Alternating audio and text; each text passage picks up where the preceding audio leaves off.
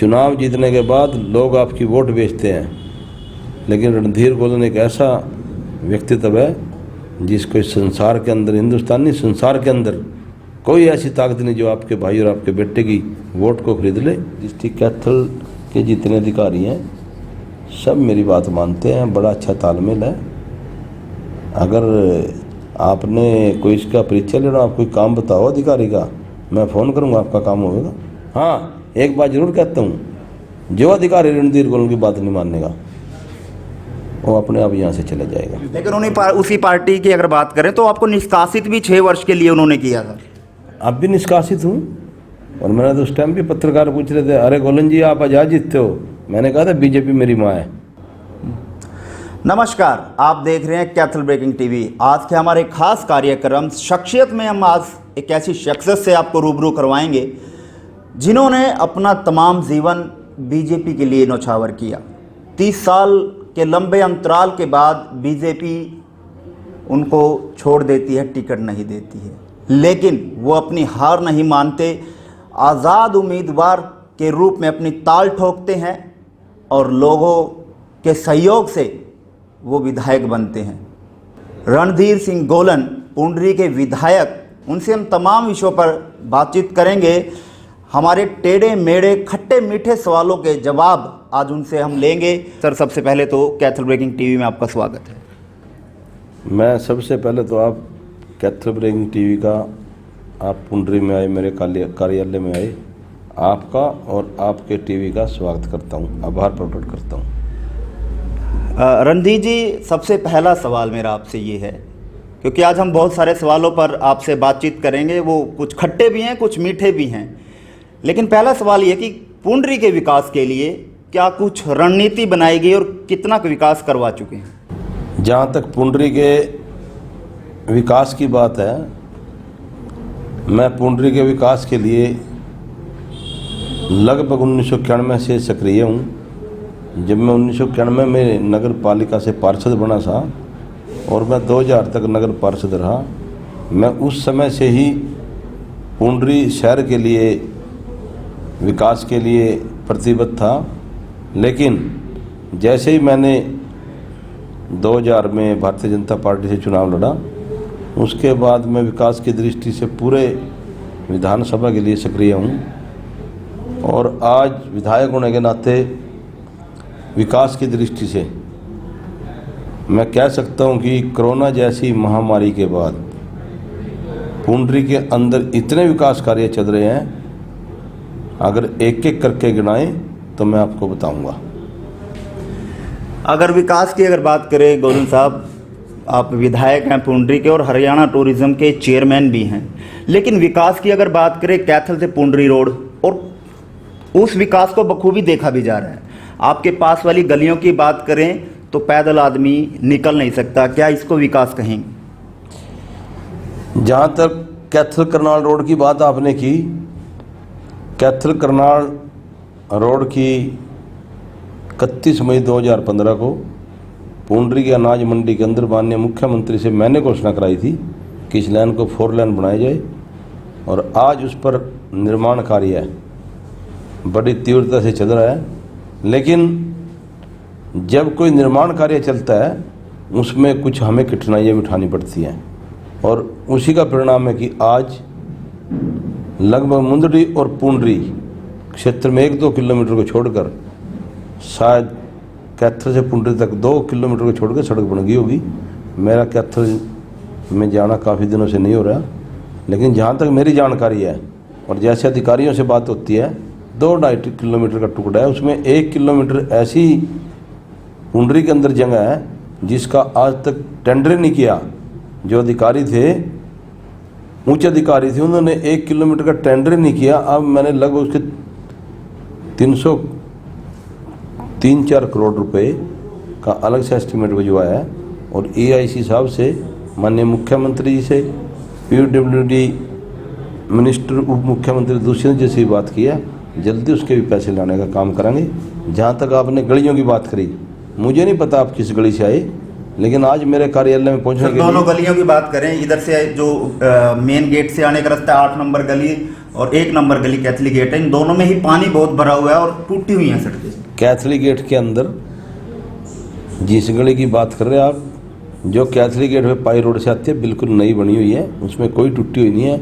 लेकिन अगर पिलनी रोड वाली बात करें, उसमें पिछले दिनों हमने स्ट्रॉन्ग वाटर डलवाया, उसमें आधी गली टूटी हुई है। और जो बरसात का पानी है, आज इतनी भारी बरसात हुई है 2-2.5 घंटे पुंडरी के अंदर, उसको पानी को निकलने में लगभग स्ट्रॉन्ग वाटर के 2-3 घंटे लग जाते हैं। आज मैं जब चंडीगढ़ से आया, मैं बस स्टैंड के ऊपर था, और जब मैंने बस स्टैंड की हालत देखी उस सड़क की, करनाल रोड कैथल रोड की, उस पर गोटा गोटा पानी था। मैंने उसी टाइम PWD रेस्ट हाउस में अधिकारियों को बुलाया, जेईओ को बुलाया, SDO को बुलाया, और उनको निर्देश दिए कि तुरंत जाके इसकी व्यवस्था देखो ऐसा क्यों है। और मैंने खुद बर्मन चौक पर अपनी गाड़ी रोक के देखी, नाले साफ नहीं, नाले साफ करने में उनके जो सफाई कर्मचारी लगे हुए थे। निकासी की व्यवस्था भी बिल्कुल नहीं है। निकासी की व्यवस्था पुंडरी में 100% अब ठीक है। और मैंने निकासी की दृष्टि से पिछले वर्ष 5 करोड़ की स्ट्रॉन्ग वाटर की माननीय मुख्यमंत्री से मंजूर कराई थी, जो मेरे सिविल हॉस्पिटल से लेकर कैंची चौक तक, और एक मेरा हरिजन वाल्मीकि का मुहल्ला पड़ता है पाई गेट की तरफ, उसका भी स्ट्रॉन्ग वाटर के माध्यम से पानी बाहर निकलवाने का काम मैंने कर दिया है इन 8 महीने के अंदर। आप जाके चेक भी कर सकते हो, हरिजन वाल्मीकि मोहल्ले में पानी बाहर लिकट रहेगा नहीं। स्ट्रॉन्ग वाटर दिलवा दिया, बड़ी बड़ी मोटर लगवा दी जब भी बारिश होती है, नहीं तो गरीब व्यक्ति के घर में पानी भरता था।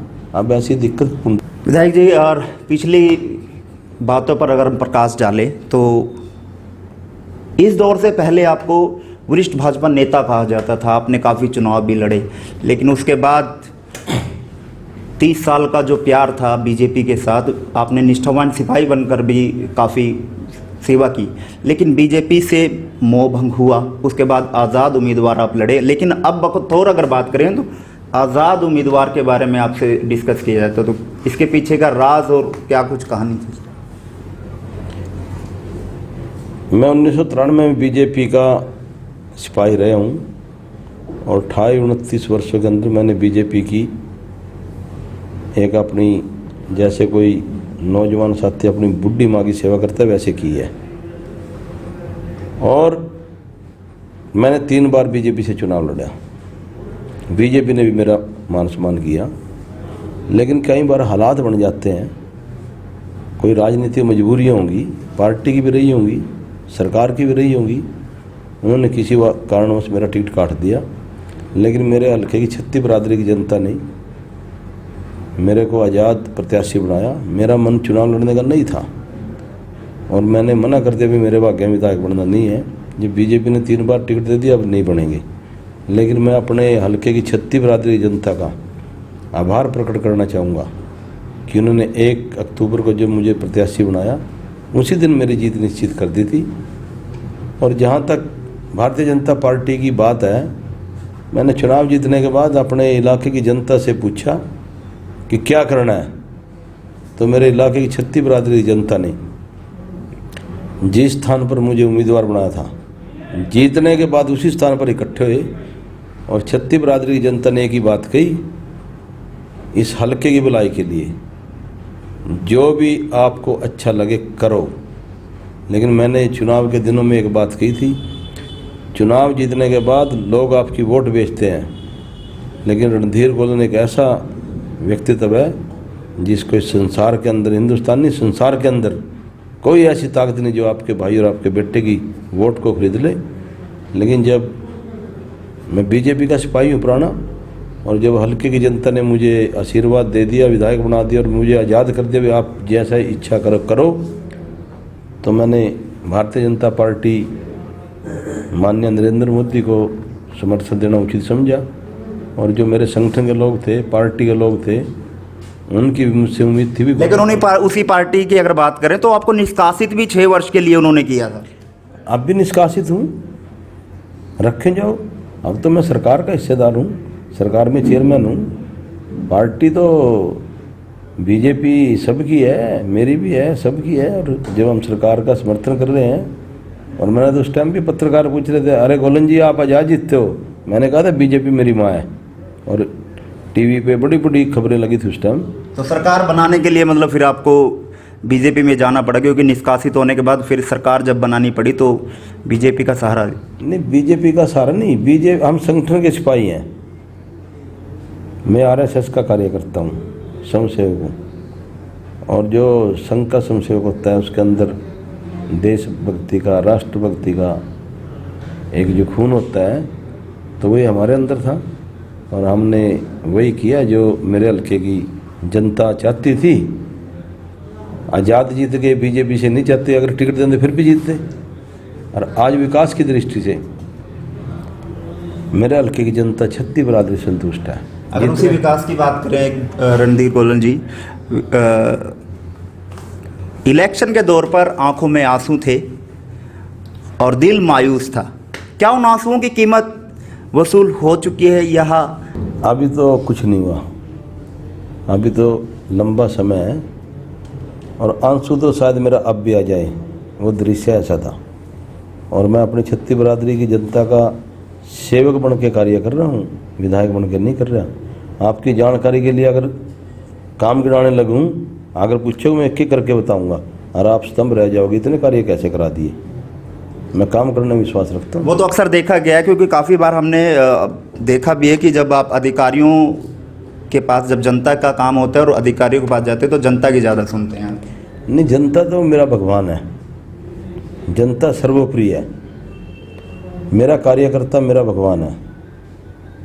कार्यकर्ता के सामने मेरे अधिकारी की कोई कीमत नहीं है, लेकिन अधिकारियों का भी मैं मान सम्मान करता हूँ, उनका भी जो भी कोई उनकी बात होती है उनको भी रखता हूँ, लेकिन कार्यकर्ता मेरा भगवान है। कार्यकर्ता के सामने अधिकारी जीरो है।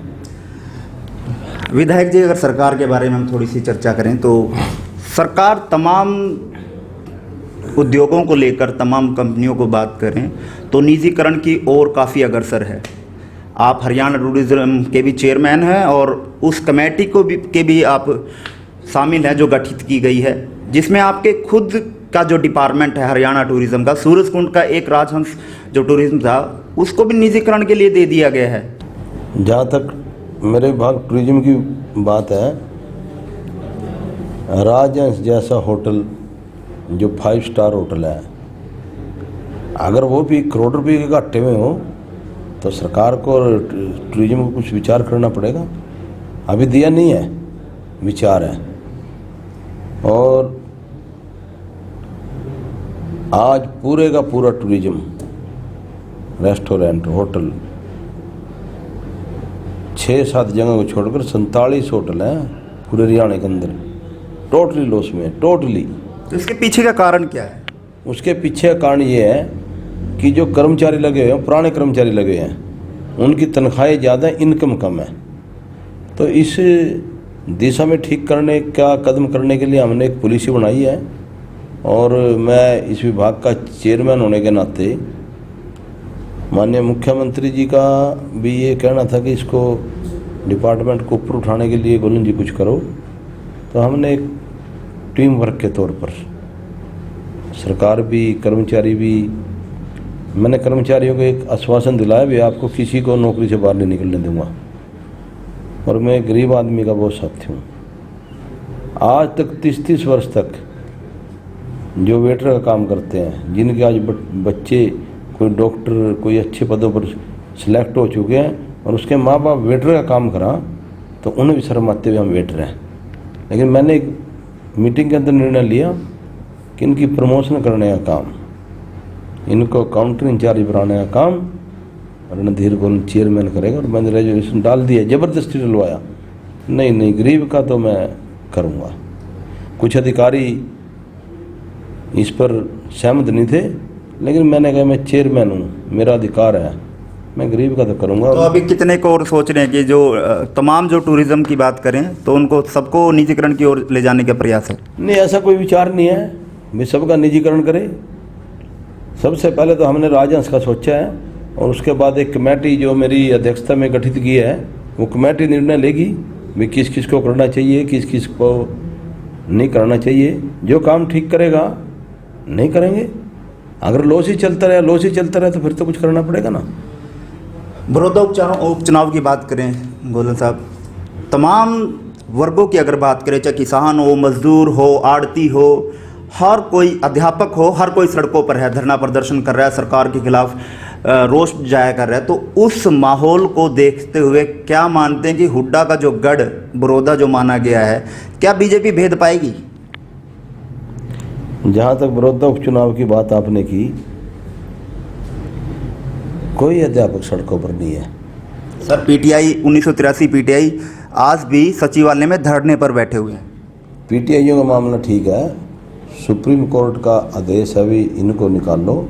लेकिन मैं पीटीआईयों के प्रति संवेदना रखता हूँ और हमने माननीय मुख्यमंत्री से भी बार बार कहा है और आपके चैनल के माध्यम से भी कहना चाहता हूँ कि उनके जो 10-10 साल से नौकरी लगे हुए थे, उनके बारे में भी सरकार को कोई विचार करना चाहिए, अच्छा विचार करना चाहिए, ताकि उनकी रोजी रोटी चले।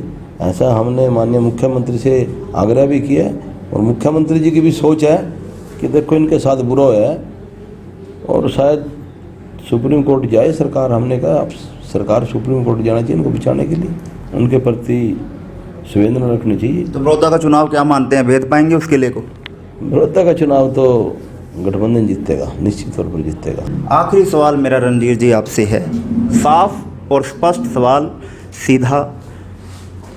अक्सर विपक्ष से भी सुना है और मौजूदा सरकार के विधायकों की बात करें या चेयरमैनों की बात करें, मुख्यमंत्री से भी आप लोगों ने मुलाकात की है और उनको भी इस बारे अवगत कराया कि अधिकारी जो है वो हमारी नहीं सुनते, अधिकारी हमारी बातों को नहीं मानते। ये कहाँ तक सही मानते हैं आप?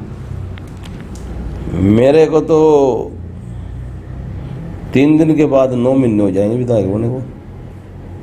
मेरे को तो कोई ऐसी परेशानी नहीं और ना कोई ऐसा कर्मचारी अधिकारी आज तक मेरे को मिला जो मेरी बात ना मानते हो। मैं तो अपने डिस्ट्रिक्ट कैथल के जितने अधिकारी हैं सब मेरी बात मानते हैं, बड़ा अच्छा तालमेल है। अगर आपने कोई इसका परिचय लेना, आप कोई काम बताओ अधिकारी का, मैं फ़ोन करूँगा, आपका काम होगा।